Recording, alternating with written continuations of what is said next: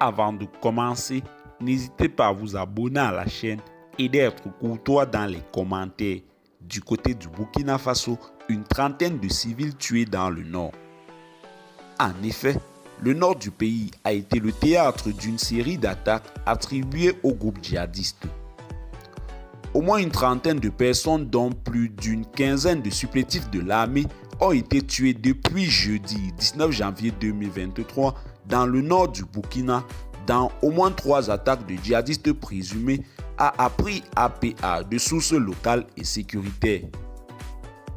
La première attaque a visé un poste des volontaires pour la défense de la patrie à Rakwatenga, dans la province de Bam, a indiqué un habitant de la localité.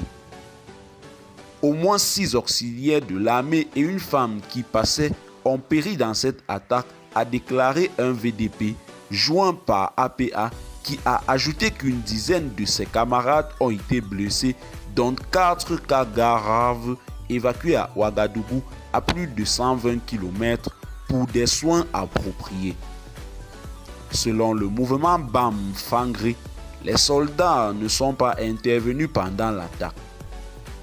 Le mouvement a dit tenir l'État pour responsable de la mort de ces VDP, dans la mesure où, selon lui, depuis au moins 5 ans, aucune opération d'envergure n'a été lancée sur les rives droites du lac Bam, qui sont devenus des sanctuaires terroristes.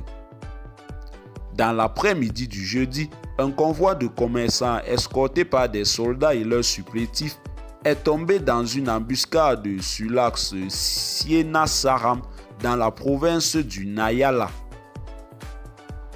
Plus d'une dizaine de supplétifs, un soldat et un civil ont été tués dans cette attaque.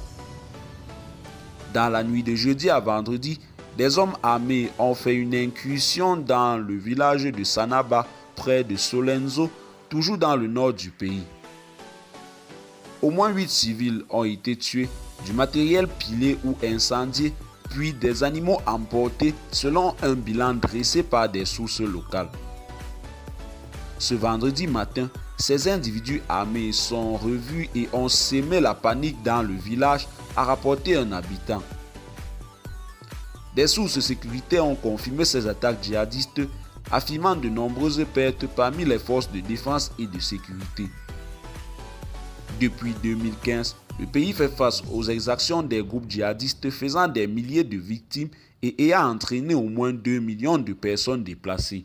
Eh bien, chers téléspectateurs, c'est tout pour cette note d'information. Laissez-nous en commentaire vos impressions et à très bientôt pour une nouvelle note d'information.